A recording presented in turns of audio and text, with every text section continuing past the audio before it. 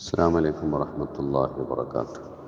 അൽഹംദുലില്ലാഹ് വസ്സലാത്തു വസ്സലാമു അലാ അഷ്റഫി റസൂലില്ലാഹ് വഅലാ ആലിഹി വസഹ്ബിഹി അജ്മഈൻ.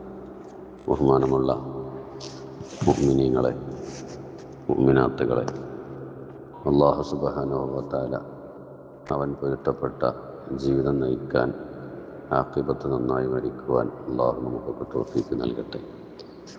ഈ വിശുദ്ധമായ ദുൽഹിജ്ജ മാസത്തിൽ പല മഹാന്മാരെയും അനുസ്മരിക്കപ്പെടുന്ന മാസമാണ്. കേരളത്തിൻ്റെ വടക്കേ അറ്റമായ കാസർഗോഡ് ജില്ലയിലെ മഞ്ചേശ്വരം മദ്ഹർ നൂറുൽ ഇസ്ലാമി തഅലീമി എന്ന് പറയുന്ന മഹത്തായ സ്ഥാപനത്തിൻ്റെ സ്ഥാപകൻ ഖാളി സയ്യിദ് മുഹമ്മദ് ഉമറുൽ ഫാറൂഖ് അൽ ബുഖാരി ഖദ്ദസല്ലാഹു സിർറഹുൽ അസീസ് മഹാനവറുകളുടെ ആണ്ട് മാസം ഈ ദുൽഹിജ്ജ മാസമാണ്. അവിടുത്തെ ഉറൂസ് പരിപാടികൾ നടന്നുകൊണ്ടിരിക്കുന്ന സമയത്താണ് അവിടത്തെ കുറിച്ചുള്ള അല്പസമയത്തൊരനുസ്മരണം ഈ മീഡിയയിലൂടെ നടത്താൻ ആഗ്രഹിക്കുന്നത്. അല്ലാഹു തആല നമ്മളിൽ നിന്ന് ഖബൂൽ ചെയ്യുമാറാവട്ടെ.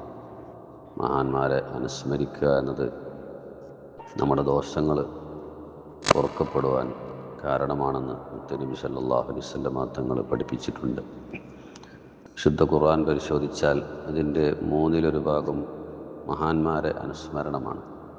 അമ്പിയാക്കളെയും ഔലിയാക്കളെയും അവരുടെ ചരിത്രങ്ങളും അവരുടെ വിശേഷണങ്ങളൊക്കെ പറയുന്ന പാർട്ടാണ് മൂന്നിലൊരു ഭാഗം. അപ്പോൾ ചരിത്രം പറയുന്നതിന്, മഹാന്മാരെ അനുസ്മരിക്കുന്നതിന് വലിയ പ്രാധാന്യമുണ്ടെന്ന് ശുദ്ധ ഖുർആൻ തന്നെ നമ്മളോട് വിളിച്ച് പറയുന്നുണ്ട്. മഹാനായ ശൈഖുന തങ്ങൾ ഉസ്താദ് അവറുകൾ 1961 ജനിക്കുകയും 2015 വിട പറയുകയും ചെയ്തു. ചുരുങ്ങിയ ആയുസ് 54 വർഷമാണ് ഈ ഭൗതിക ലോകത്ത് തങ്ങൾ ഉസ്താദ് അവറുകൾ ജീവിച്ചിട്ടുള്ളത്. പക്ഷേ അവിടുത്തെ ആ ജീവിതം അർത്ഥപൂർണമായിരുന്നു.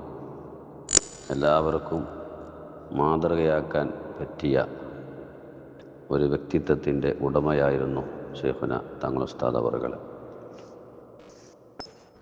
അവിടുത്തെ അനുസ്മരിക്കുന്ന പണ്ഡിതന്മാരും മഹാന്മാരൊക്കെ അവിടുത്തെ ജീവിത വിശുദ്ധിയെക്കുറിച്ചും അവിടുത്തെ നിയ്യത്തിനെക്കുറിച്ചും ആത്മാർത്ഥതയെക്കുറിച്ച്, ഇഖ്ലാസിനെക്കുറിച്ചൊക്കെ വാചാലമാകാറുണ്ട്. അല്പസമയം അവിടുത്തെ ജീവിതത്തെക്കുറിച്ച് പറയാം.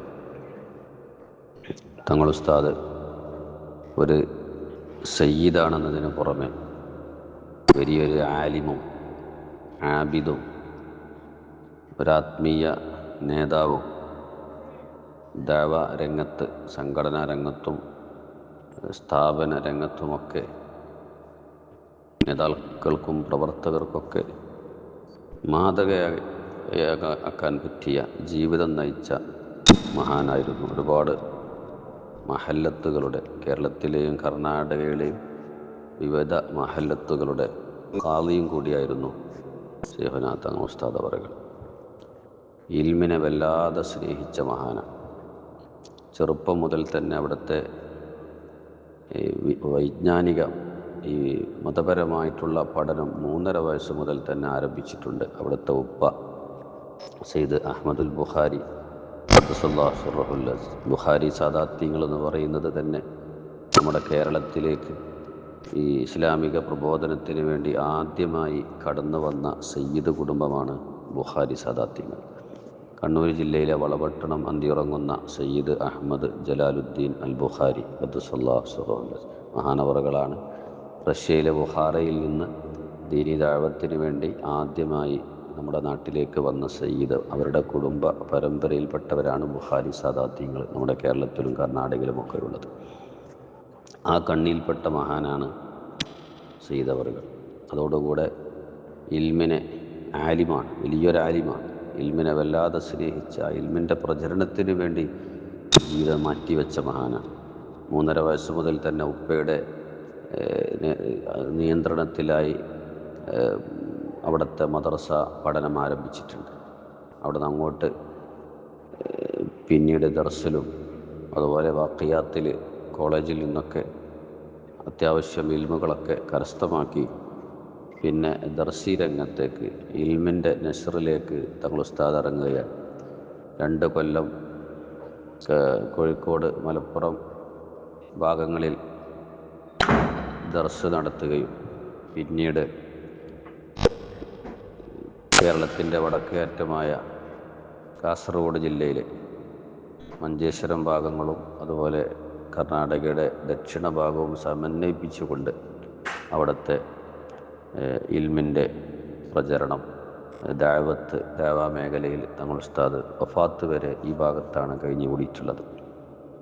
തങ്ങൾ ഉസ്താദ് എപ്പോഴും പലപ്പോഴും പറയാറുള്ളൊരു വാക്കാണ്, ഇൽമിലായി ജീവിക്കണം, ഇൽമിലായി മരിക്കണം, ഇൽമ കേട്ട് കടക്കണം എന്നുള്ളത്. അത് തങ്ങൾ ഉസ്താദിൻ്റെ വല്ലാത്തൊരാഗ്രഹമായിരുന്നു. തങ്ങൾ ഉസ്താദ് ബാക്കിയാത്ത് കോളേജിൽ പഠിക്കുന്ന സമയത്ത് അതിൻ്റെ ബാനി ഹസറത്ത് ആ കോളേജിൻ്റെ സെൻറ്ററിൽ തന്നെ തൊട്ടടുത്ത് തന്നെ അന്തിയുറങ്ങുന്നു. അവിടെ പഠിക്കുന്ന കുട്ടികളും ഉസ്താദുമാരൊക്കെ പലപ്പോഴായി അവിടെ പോയി സിയാറത്ത് ചെയ്യുന്നത് കാണുമ്പോൾ തങ്ങൾ ഉസ്താദ് അന്ന് മനസ്സിൽ കടന്നു വന്നൊരാഗ്രഹമാണ്, എന്തൊരു ഭാഗ്യമാണ് ഈ ബാനി ഹസറത്തിനുള്ളത്. ഈ കുട്ടികളൊക്കെ ഇൽമ പഠിക്കുന്നത് കേട്ടുകൊണ്ട് കടക്കാനുള്ള ഒരു ഭാഗ്യം, ഇതുപോലത്തെ ഒരു ഭാഗ്യം എനിക്കും ഉണ്ടാകണമെന്ന് തങ്ങൾ ഉസ്താദ് അന്ന് കോളേജിൽ പഠിക്കുന്ന സമയത്ത് ആഗ്രഹിച്ചതായിരുന്നു. ആ ആഗ്രഹം അല്ലാഹു തആല സഫലീകരിച്ചു കൊടുക്കുകയാണ്. ഇന്ന് നിങ്ങൾ മൽഹറിലേക്ക് വന്നാൽ ആ കാഴ്ച നമുക്ക് നേരിട്ട് കാണാൻ കഴിയും. ഇവിടെ നിന്ന് 250 കിലോമീറ്റർ അകലെയുള്ള കോഴിക്കോട് കടലുണ്ടിയിലാണ് തങ്ങളുടെ പ്രദേശം, നാട് എങ്കിലും അവിടുത്തെ ഉപ്പയും ഉപ്പാപ്പയും ഒക്കെ അന്തിയുറങ്ങുന്ന കടലുണ്ടിയിലെ മക്കാമുണ്ട്. അവിടെ കടക്കാൻ തങ്ങൾ ഉസ്താദ് ആഗ്രഹിക്കാതെ ഇത്രയും കിലോമീറ്റർ താണ്ടി ഇങ്ങോട്ട് തന്നെ വന്ന് ഈ മൽഹറിൻ്റെ മുറ്റത്ത് അന്തിയുറങ്ങാൻ തങ്ങൾ ഉസ്താദ് ആഗ്രഹിച്ചതിൻ്റെ പ്രധാന കാരണം എനിക്ക് മരണശേഷവും ഇൽമ കേട്ടുകൊണ്ട് കടക്കണമെന്നാണ്. ഇവിടെ കുട്ടികൾ വിശുദ്ധ ഖുർആൻ ഓതുന്നതും ഇൽമ പഠിക്കുന്നതുമൊക്കെ കേട്ടുകൊണ്ടാണ് ഇന്ന് തങ്ങൾ ഉസ്താദ് മൽഹറിൻ്റെ മുറ്റത്ത് അന്തിയുറങ്ങുന്നത്. ആ നിലക്ക് ജീവിതത്തിലും മരണത്തിന് ശേഷവുമൊക്കെ ഇൽമിനെ വല്ലാതെ സ്നേഹിച്ചു. ദർസ് അതായിരുന്നു തങ്ങൾ ഉസ്താദിൻ്റെ തുടക്കം. മരണം വരെ ദർസിലായി കഴിയണം. അവസാനം പോലും തങ്ങൾ ഉസ്താദ് ദർസിൽ ക്ലാസ് എടുത്തുകൊണ്ടാണ്, അവസാനത്തെ ക്ലാസ് വരെ തങ്ങൾ ഉസ്താദ് കുട്ടികൾക്ക് ഓതി കൊടുത്തുകൊണ്ടാണ് പിന്നീട് അസുഖത്തിലേക്ക് വഫാത്തിലേക്ക് നീങ്ങുന്നത്. ഒരു ചെറിയ മുതഅല്ലിമിനെ കണ്ടാൽ പോലും തങ്ങൾ ഉസ്താദ് ബഹുമാനിക്കും, ആദരിക്കും. അവരോട് വലിയ ഒരു സ്നേഹമാണ്. ഇൽമ പഠിക്കുന്ന ഒരു മോനാണല്ലോ എന്ന നിലയ്ക്ക് എവിടെ ദർസ് തുടങ്ങുന്നുണ്ടെങ്കിലും തങ്ങൾ ഉസ്താദ് ക്ഷണിച്ചാൽ എന്ത് തിരക്കുകളാണെങ്കിലും ആ ക്ഷണം തങ്ങൾ ഉസ്താദ് സ്വീകരിക്കും. അത്രയുമാണ്. എൻ്റെ കാരണം കൊണ്ട് ഒരു ഇൽമിൻ്റെ സംരംഭം തുടക്കം കുറിച്ചാൽ എൻ്റെ ഖബറിലേക്ക് അത് കിട്ടുമല്ലോ എന്നുള്ളതാണ് തങ്ങൾ ഉസ്താദിൻ്റെ ആഗ്രഹം. ആ നിലക്ക് ഇൽമിനെ വല്ലാതെ സ്നേഹിച്ചൊരു മഹാനാണ്.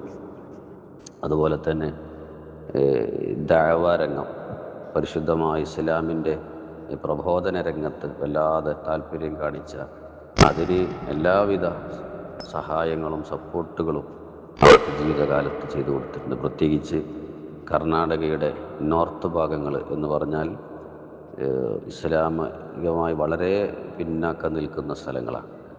ഈ പേരിൽ മുസ്ലിം ആണെങ്കിലും അവർക്ക് നിസ്കാരം എന്തെന്നറിയില്ല, അവർക്ക് നോമ്പെന്തെന്നറിയില്ല, ഇസ്ലാമിൻ്റെ ബാലപാഠം പോലും അറിയാത്ത ഒരുപാട് മുസ്ലിമീങ്ങൾ താമസിക്കുന്ന സ്ഥലമുണ്ട് നോർത്ത് കർണാടകയിൽ. അവിടെ തങ്ങൾ ഉസ്താദ് പലപ്പോഴും യാത്ര ചെയ്തിട്ടുണ്ട്.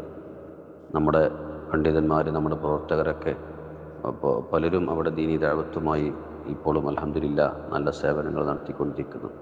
അതിനൊക്കെ വലിയ പ്രോത്സാഹനം നൽകിയതും അത്തരം സ്ഥലങ്ങളിൽ ദഅവത്ത് നടത്താൻ, ദീനീ പ്രവർത്തനങ്ങൾക്ക് എല്ലാ നിലക്കുമുള്ള സപ്പോർട്ടും ശൈഖുനാ തങ്ങൾ ഉസ്താദ് അവറുകൾ നൽകിയിരുന്നു.